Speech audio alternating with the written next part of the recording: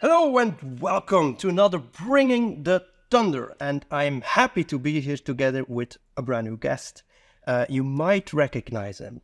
If not, well, we're about to see who he is, because this is Bert van den Berg. And Bert, you're here today with us. Tell me, who are you and what do you do at Skyline? As you said already, I'm Bert van den Berg. Mm-hmm. I'm happy to be here. I'm the CTO at Skyline. Oh, are you now? Didn't know that? Yes, I'm So I'm responsible for the technical side. Yes. And so lots of technical stuff we can discuss today, I think. Yeah, for sure. Because, the CTO, you've got...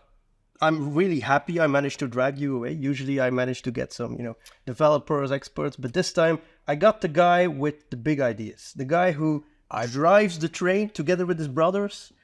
Or I should say the car, because the train you can't really steer much. But indeed, you're going forward, you're deciding directions. And the topic of today I'm really excited about, because that's one of those big ones, right? Yes. It's one of those directional things that as a company you're going for the future with, looking ahead, and it's something that came from your noggin combined with a whole bunch of other experts, and you're the perfect guest for this. Yes, which is why I asked if you could come. So you've prepared something about DaaS. Yes, DataMiner as a service. Am I correct? Yeah. 2 A's or 1 A? 2 A's. 2 A's. DataMiner as a service. Yeah, perfect. Exactly. So first of all, to set the record straight, okay. I'm very happy to be here, but I was waiting to come here, man. You already took like 10 katas and more before I got the invitation, so I'm not in your top 10. Or well, I mean, you're 11, top 11 for sure. I mean, I think it's 12. You're somewhere in the top 20 at least. But it's always difficult to get time. And time is a very precious resource, and it's always difficult to get someone. Exactly, and that's also what the topic is about today. DataMiner as a service is also about time and optimizing your time to be efficient in your daily work. And your daily work is not about setting up DataMiner systems and deploying stuff. It's about really building the things on top of DataMiner. So and running and using them. Exactly. So we want DataMiner to be there, readily available as a service. It's there, always available. It's redundant. It is high available. It's somewhere running there, maintained, hardened, secure, up to date. That's what we expect from DataMiner. So trying to reduce maintenance times, trying to reduce installation times. Exactly. It's all about just having it available. You want your DataMiner, you want your service, and you just want to play around with elements, dashboards, with code apps. Exactly. Yeah. Fun stuff. Yes. But before you get to the fun stuff, we get even funner stuff, which is making it a lot easier to get there. So you've prepared a kata, something that everyone can join in with? Yes, absolutely. So everybody will be able to do this, and I think you are giving away some DevOps points if they do so. Indeed, if everyone follows along and actually that's what I'm doing. Gets a DataMiner as a service spinning up, I suppose. We'll see at what point we can say take a screenshot or something, and then that's the one. If you send that one in, you'll get some DevOps points. And well, I say we've done quite an intro, so I'm really interested. So maybe we should just jump in. Yes, exactly. So follow along. We'll jump in. Let's get started. Oh, boys, should I do the same? I don't think that works. I'll put mine. So I'll open up my web browser. I'll really start from scratch. So I have nothing. I don't have a DataMiner system. I don't have an organization. I don't even have an account yet in dataminer.services because dataminer.services is the place to be. So you can just go to dataminer.services. Okay, dataminer.services. And the first thing that will happen, it will redirect you to the login. So in the login, you might know this already from like Dojo or whatever. So you can choose from one of the existing accounts you might already have with Microsoft, Google, Amazon, LinkedIn. Indeed. Or you can create an account yourself with an email and password you specify there. Okay. So if you go for the sign up, you can specify over there your email, gets verification code and things like that. Perfect. I'm not going to do that. I'm going to cancel it. I'm going to use an existing Microsoft account that I have because most people might already have their Microsoft account. I'm not going to use my Skyline account, but I'm going to use my Zine account. I have a demo account. I have a Zine organization where it is my fake organization, and I'm going to build my DataMiner system in that Zine organization. And people follow along, can they use their normal login or should they make us a new one? Yeah, they can use their normal login. I'm just doing that here to keep it away from the systems I already have. Perfect. Yes. Otherwise, you would see a lot of already existing your systems. demos a bit, So I want to start from scratch. You could do that with your company account. You can do that with a Google account. Whatever you have, you can create a new one. You can just choose. Excellent. So I'll just go and log in. It remembered my password, so I can just log in and it will bring me to my, first of all, a page where I need to specify a first name and last name. Okay. That's only the very first time you have to do that. Just that we can give a more nice name to you instead of just using your email. Personalized messages and stuff like that. Yeah. So I specify that the very first time, and then I'm arriving on the actual homepage of dataminer.services. Right. That's where we can make the magic happen. Indeed.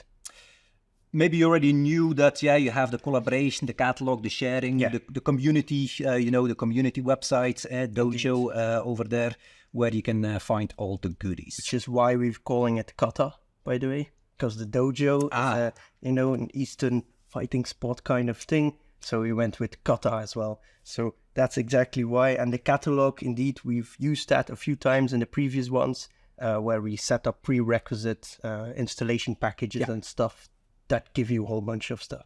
I'll actually come back to that later on as well. Perfect. Can't wait.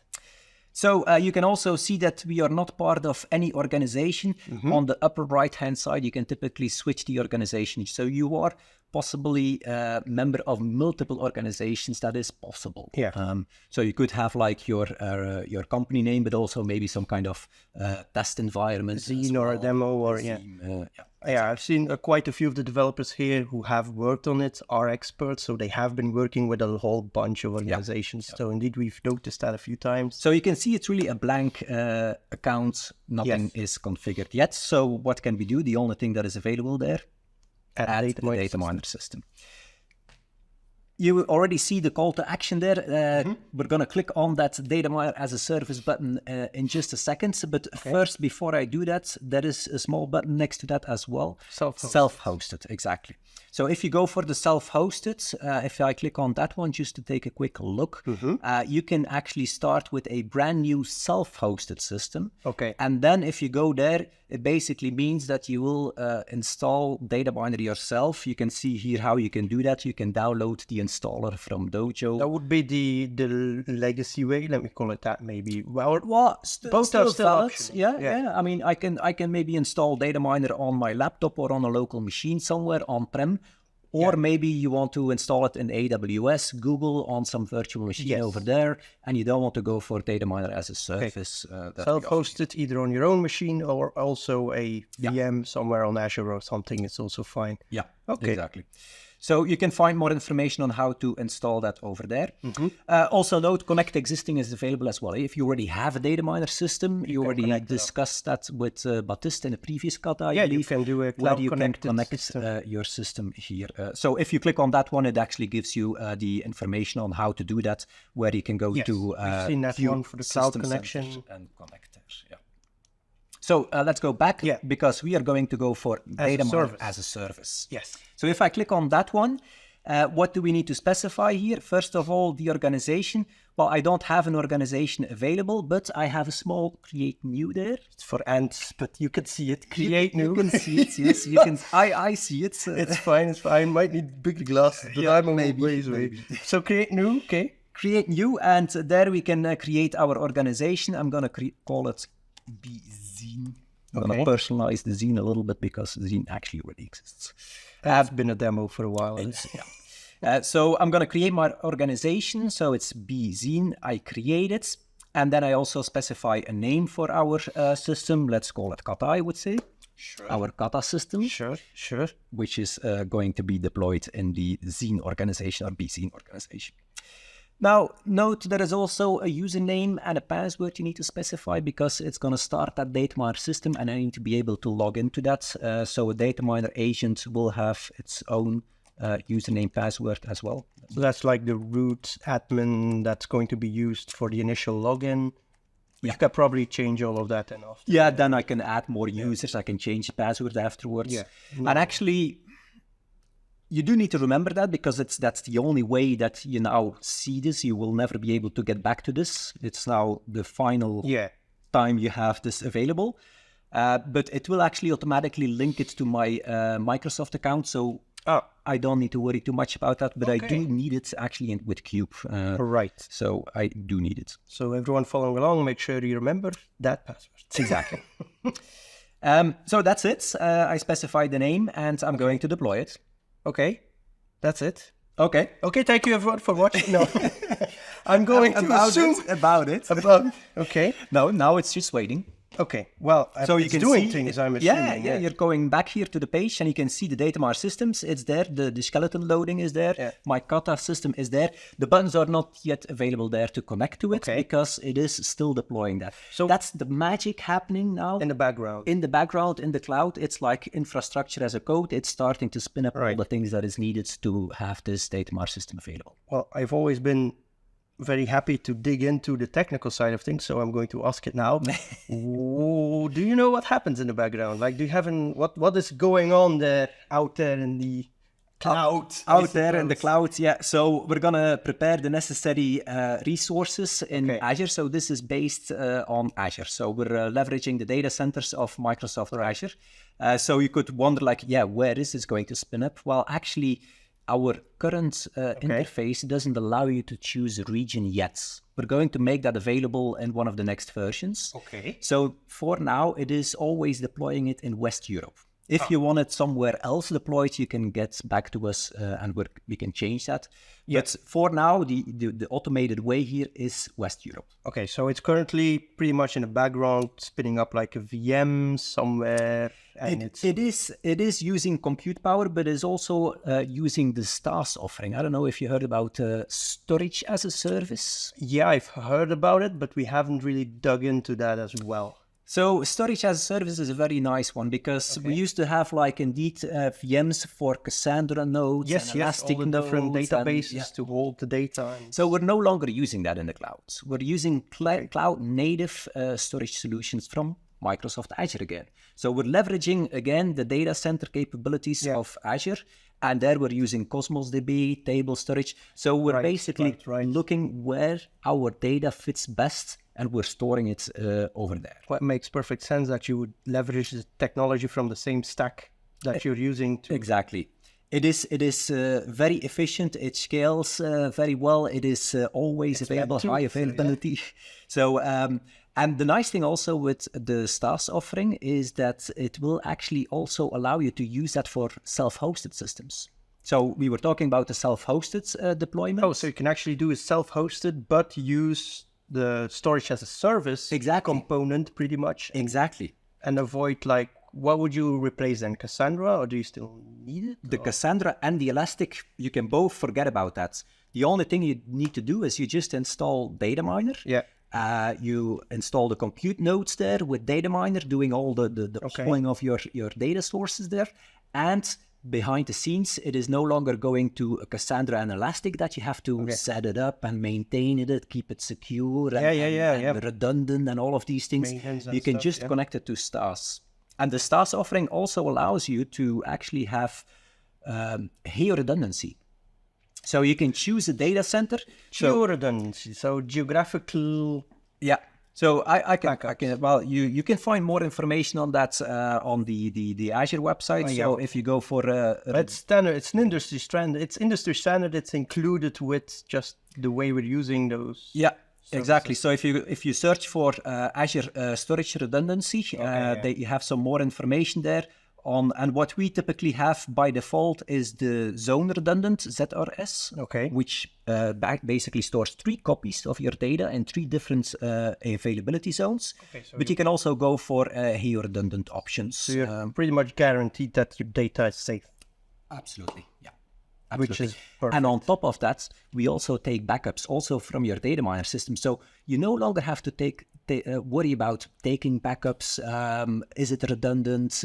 High availability? All of these things, you don't have to worry about that anymore. So it's just click, and there you go. You have Yes, it and available. that combined with running your DataMiner as a service itself means it's completely off grid pretty much. It's pretty much on the cloud. So does that mean we're slowly, or maybe you're already there, are we heading in a direction where you could say, okay, well, I want to spin up a second DataMiner or a different one that just moves and uses all of this stuff from my other DataMiner kind of? That's a very good question. So we are, if you have an on-prem system, you can already migrate your data from your Cassandra and Elastic to storage as a service. Yes. We can also more in a manual way migrate your elements to an online system. Okay. But note that the online systems that we're working with today, those are more like Express versions, DataMiner Express versions, smaller systems. Ah, okay. We will add the possibility that those systems in the cloud will scale and have multiple nodes, and actually we'll use swarming for that. I'm not sure if you heard about that one. I've heard the term drop a few times, but it's been...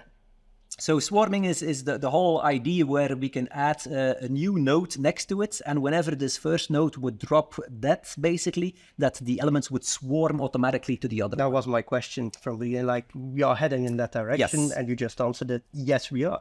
Exactly. So yes, that's interesting. So those are all like the first steps, or at least a couple steps already. That DataMiner as a service is already a big one, I think. It's a big one, yeah. But we're heading in that direction. If I'm getting the so there are two things to know about the DaaS or DataMiner as a service. That is, what we are showing here today is the first step indeed for a small test system, a lab system. You can just click and automatically you have it available. Right. The next steps we will have is scaling more, and bigger systems. And if today you already want to have a bigger system available, you need to contact us, and we are deploying that a little bit more manual. So it is possible to already have it with multiple agents. But currently with some manual intervention, which is probably going to be used actually then to set up how to automate it in the future. Yeah. Indeed. So technically then I suppose we could say if someone is trying this and they do have like a bigger staging setup maybe, that would be perfect, because it would be an excellent situation for us to give it a go. Yeah, we will already be able to do so. That would be great. So there's one more thing I want to mention about that Express edition. Yes. Because we're going to be starting this DataMiner system now, but how long will it run there? Will it run there forever? Because who's paying the bill? Actually, I mean, in a previous episode when we talked about the cloud connection, just connecting your aid, I actually kind of asked the same thing, like, hey, how are we making money out of it? And, but indeed, like, how are we doing that? Because cloud is expensive. Eh? Yeah, well, I mean, it's really good, but it's... you have to pay the nice things you get as well. You pay for the value you get, but Exactly. So how is this working now in the first version where we have this DataMiner Express that we are spinning up? This DataMiner Express is a limited DataMiner system, and you can spin it up and it will be there for 1 week. Okay. So after 1 week, if you don't do anything, it will automatically shut down and destroy itself because you didn't add any DataMiner credits. So we need DataMiner credits to be able to maintain this for a longer period of time. So people can already do that. Absolutely. So you can increase it from 1 week and say, okay, well, I'm just going to contact sales and do it for a year. Yes, absolutely. Yeah. Okay. So it's about three credits per week. Okay. So we have 52 weeks in a year. Correct, yes. So that's about 150 something credits we need to run a DataMiner system for such a DataMiner system here for 1 year. Okay. So if we then have it for 1 year, then we can take it from there. How does that work? Maybe I can quickly show you. So in our admin section here, if we go to the admin, so that's admin.dataminer.services. Let me quickly log in here. So there you will see your organization, the BZine that I created with the users. Yeah, it's only me for now. And my kata system, which is there. Oh, yeah, it's been spun. Yeah, it's there, yeah. And here at the bottom, we have credits. So if we scroll down, we can see that we have 0 credits. This is a brand new organization. This is your trial run of a week. Yeah, so we actually, technically, we got 3 credits to spin this up for a week. But now if I want to take it further, I can contact sales and I can say like, can you give me like 156 credits? And then I can run it for a week. Okay, so it's not connected to crypto yet? You can't, Not yet, but it is... That was a joke, man. But it is almost connected to the Azure Marketplace. So you'll actually be able to use the Azure Marketplace and just buy online credits just immediately through the marketplace. Because in the future then, so yeah, okay. So because a lot of companies do actually have credits in Azure to be able to buy software. So you can just buy it through the Azure Marketplace and it will automatically provision in here. Nice. So that's actually a little look in the future instead of... Then you can bypass our sales guys. I'm going to have a drink. I'm not going to say anything to that. No. No, in meantime, we actually have our kata system available. I can see it there. So it... Yeah. So it's started. It started and it's readily available. Okay. So let's check it out. So is this the big moment? Because anytime moment, I have a guest, there's always it's just too easy. It's there. Eh? It has one element on there, which is just a local Microsoft server. You get that for free. Yeah. Nice. So it automatically logged into my system and not with that Bert user that I created. That is because this user that I have here, I'm here logged in with the Zine Bert. Okay. But it is automatically linked to the local Bert. So they automatically linked my dataminer.services account with the dataminer account that you created in the beginning with the wizard where you said, okay. Exactly.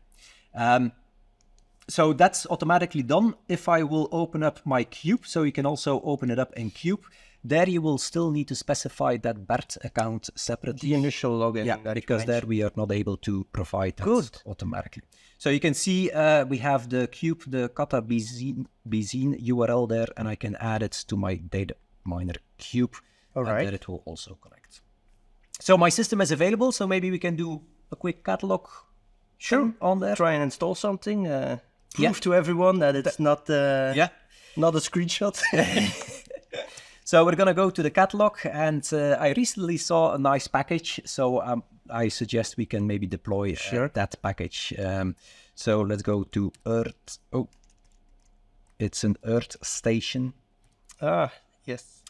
So yeah, there are a couple of visuals there. It's the package you need. Yeah, the combination. Package, it basically includes a whole bunch of things, views with visuals, with elements, with all the nice stuff, and we're gonna deploy this onto our system. So you saw just before that our system, it basically has almost nothing. Yeah, it's empty. It's a brand new system. It's empty, you could say. So we're going to go for a deploy, and we are in our bzine organization. We only have one DataMiner system there to contact, and I can deploy that on there.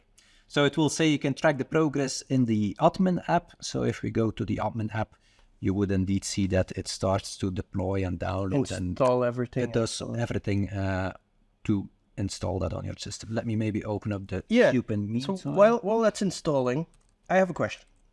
Okay. Okay. As you know, maybe you don't, but I hope you know, I'm mostly involved with CI/CD. Yeah. Mostly involved with pipelines and automating things.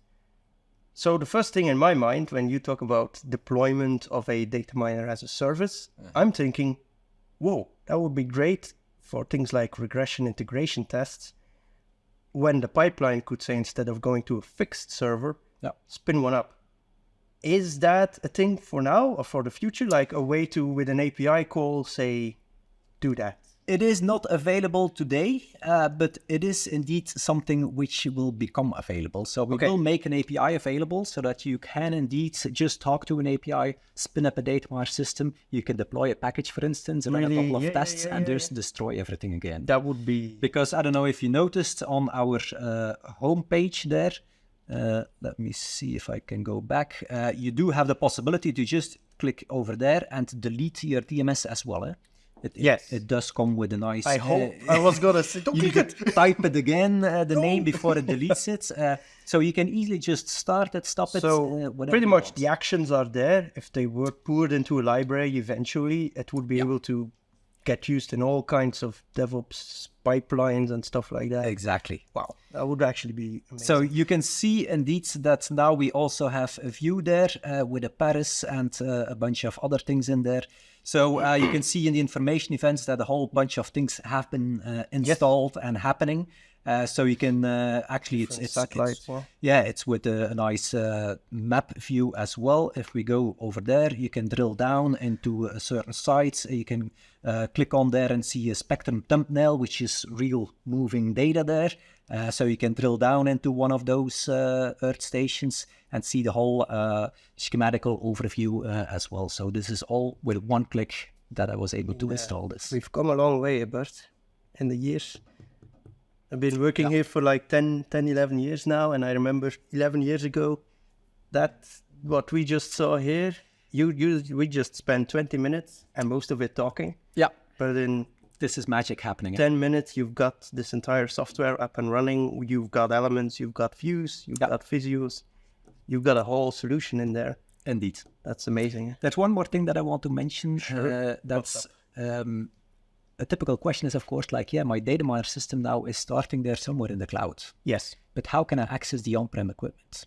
If I still have some switches here or some technical infrastructure, how does this DataMiner system that I have here connect with a device or with a service that's running on your... So to be able to do so, you can contact us and we will basically make a site-to-site or VNet to VNet if you already have a VNet somewhere, or a private link to your local infrastructure. Okay. So basically we just use the industry standard technologies like a site-to-site or a VNet to VNet or a private link to connect your network that you have here with the one that we have there. That's running on the cloud. Yeah. And then we have that connection and we can do the polling of the local equipment and gather. So currently that's done through communicating to us and we can get that set up.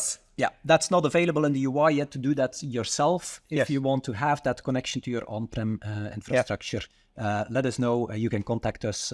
We have an email address for this, the DaaS at dataminer.services. Specifically, okay, so DaaS at dataminer.services. Yes, so there you can contact these guys to actually have anything configured for your DataMiner as a service. Okay, well, I can only hope, Bert, that everyone was excited as I was, because I actually really am. Like I said, I'm really impressed. It is exciting stuff as well. The difference now and 11 years ago is almost inconceivable. Yeah. Like this software, we've got it up and running. We've got everything in there. Yeah. The entire aspect of the credits going up into the future, running at longer times. The entire thing you mentioned about looking into scaling it in the future, or libraries to automate creation and deletion of it. That's a very exciting domain and very exciting, disruptive technology, as they say, actually. So it's really a great thing. Yeah, it's nice. It's magic. What should we say they take a screenshot of? What do you think would be a good thing for the people watching? Something like this, like we have here, because there you can see the URL. Yes. So the URL itself will indicate to us that it's running on the... you could also do it from the web-based version, the monitoring app here. So we need to see the URL. So we have the kata and the bizine. It's in the URL. So the name of your DataMiner system and the organization is in there. So if we see the URL either in the cube header or in the web browser version here, and actually this one... you need to refresh, probably. Refresh. If you have the satellite Paris Earth station there, you get some extra bonus points, or you have 2 levels or not? Or well, there's the level if you do it within a week. They get 150 points, and after that it's 75. Okay. At least at the point of this video. Just to put that in the timing reference. Okay. But Bert, I think you showed us something really amazing. Yeah. Was there anything else that you wanted to mention? Because I'm already... Not immediately. Don't mention too much, because I'm already... My hat's flying off. I've been... Mine is already gone. It was gone. What happened with your hat? Yeah. Well, Bert, look, thank you very much for... Thank you. It was a pleasure. Time, showing up. Finally, you invited me. Finally, I invited you. Finally, I dared. I needed to get my nerve up. Yeah. Okay, well, everyone watching, thank you very much for your attention. And I really hope you enjoyed and you followed along with this amazing kata. So... I wish you all the best, and I'll catch you later.